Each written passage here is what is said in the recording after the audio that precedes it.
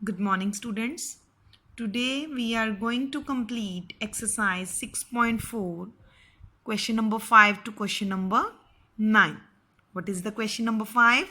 Question number 5 is find the least number which must be added to each of the following numbers so as to get a perfect square. Also, find the square root of the perfect square so obtain. First part is 525. सबसे पहले हमने वो least number पता करना है जिसको जो given number है उसमें ऐड करके एक परफेक्ट स्क्वायर नंबर आपके पास बन जाए और जो नंबर बने उसका स्क्वायर रूट भी पता करना है. आप लोगों ने एक बात इस क्वेश्चन में याद रखनी है, जैसे हमने क्वेश्चन नंबर 4 में सब्ट्रैक्ट करना था वैसे इसमें ऐड करना है. तो व्हेन सब्ट्रैक्टेड और एडेड गिवन हो तो आप लोगों ने डिवीजन मेथड ही अप्लाई करना है to find the square root of the given number. Okay, then firstly we will find the square root of 525 with the help of division method. Firstly, we will mark the bars. This is one pair and this is single digit. So, we will put the bar on this single digit. Okay. Now, 2 2s are 4. 5 में से 4 गए 1. ऊपर से next pair ही उतरेगा 25. 125. अब यहाँ पे 2 का क्या हो जाएगा डबल या फिर 2 + 2 कह सकते हो आप, ये भी मेथड है 4. अब यहाँ पे आपने वो नंबर लेना है. अब देखो इसमें ऐड करना है तो आप लोग जैसे 42 को 2 से मल्टीप्लाई करोगे तो 84 आएगा. बेसिकली तो 84 125 के नीचे आना चाहिए, लेकिन हमने ऐड करना है, यानी कि ये छोटा नंबर है और इसमें कुछ ऐड करके बड़ा नंबर बनेगा. तो 84 वाला क्या कंडीशन है, 2 के साथ आ रही है तो हम लोग यहाँ पे 3 के साथ यूज करेंगे इसको नेक्स्ट नंबर के साथ, क्योंकि वो 125 से बड़ा बन जाएगा. 3 3s are 9, 3 4s are 12. That means 125 के नीचे क्या लगाओगे आप, अब बड़ा नंबर लगाओगे 129. अब 129 में से 125 जब लेस करोगे 4 आएगा. ठीक है, दैट मीन्स ये जो 4 नंबर है अगर हम 525 में ऐड कर दें then we will get a perfect square number. Therefore 4 should be added to 525 to make it a perfect square. So 525 plus 4 equal to 529, which is a perfect square number. Also, what is the square root of 529? It will be 23. जो ये यहाँ पे answer बन रहा है वही आएगा 23 answer. Second part है 1750. सबसे पहले पेयरिंग की हम लोगों ने, क्लियर. 4 4s फर्स्ट पेयर क्या है 17. 4 4s 16 जाएगा इसके नीचे, 17 में से 16 गए 1, ऊपर से नेक्स्ट पेयर उतरा 50. अब 4 + 4 8. यहाँ पे क्या आएगा 1 जा रहा है बेसिकली, लेकिन हमने एडेड वाला क्वेश्चन है तो हमने नेक्स्ट नंबर लेना है. तो यहाँ पे हम क्या ले लेंगे 2. 2 2s 82 को जब 2 से मल्टीप्लाई करोगे 2 2s 4, 8 2s 16, 164. 150 से ज्यादा है तो 150 और 164 में कितने का डिफरेंस है 14 का. तो 14 कम है हमारे पास, तो 14 जब हम इसमें ऐड करेंगे 1750 में then it will become a perfect square number. Therefore 14 should be added to 1750 to make it a perfect square number. So 1750 plus 14 equal to 1764, which is a perfect square.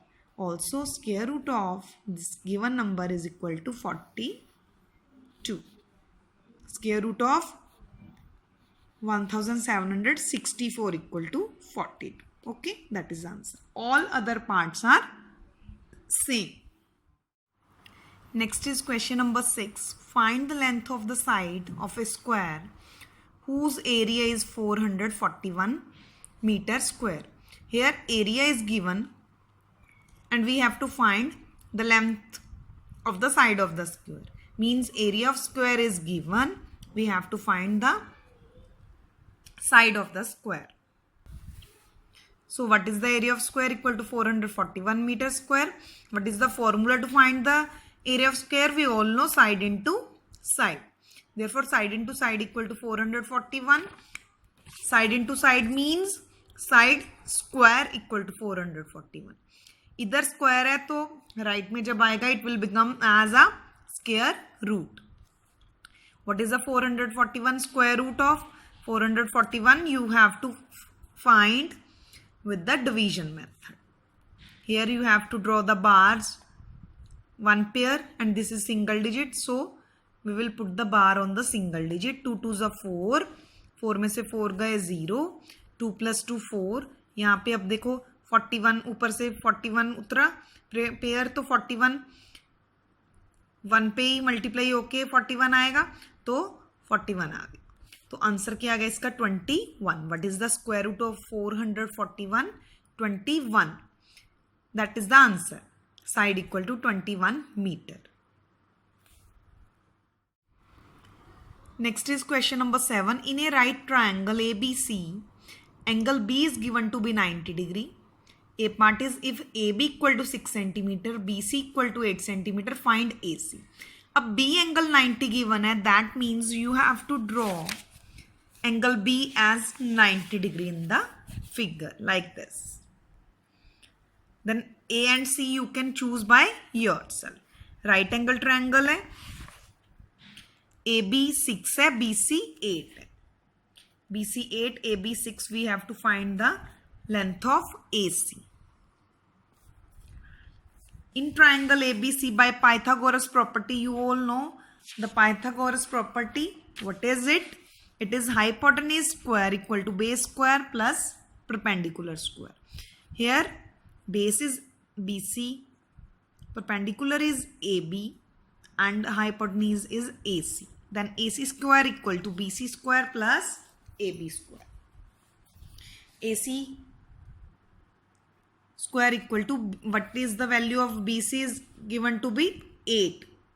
So BC square means 8 square, plus similarly AB square है, AB is given to be 6, that means 6 square. 8 square means you have to multiply 8 2 times, means 8 into 8 equal to 64. 6 square means 6 into 6 36. 64 और 36 को जब आप add करोगे it will become 100. AC square equal to 100, AC equal to square root of 100. तो AC की क्या value आ गई? 10 centimetre. 100 का जब आपने स्क्वायर रूट पता करना है, you have to use any method, but I am here using the division method. We will put the bars. 1 1s are 1, 0 ऊपर से उतारोगे 2 zeros ही हैं, 1 plus 1 2. अब 2 डैश डैश से जब मल्टीप्लाई करोगे, 0 से ही मल्टीप्लाई तभी ऑल जीरोज आएंगी, तो क्या आंसर आ गया? 10. therefore AC की वैल्यू कितनी आ गई? 10 centimetre. Next is B part. If AC equal to 13, BC equal to 5, find AB. Now hypotenuse and base are given and we have to find the length of the perpendicular.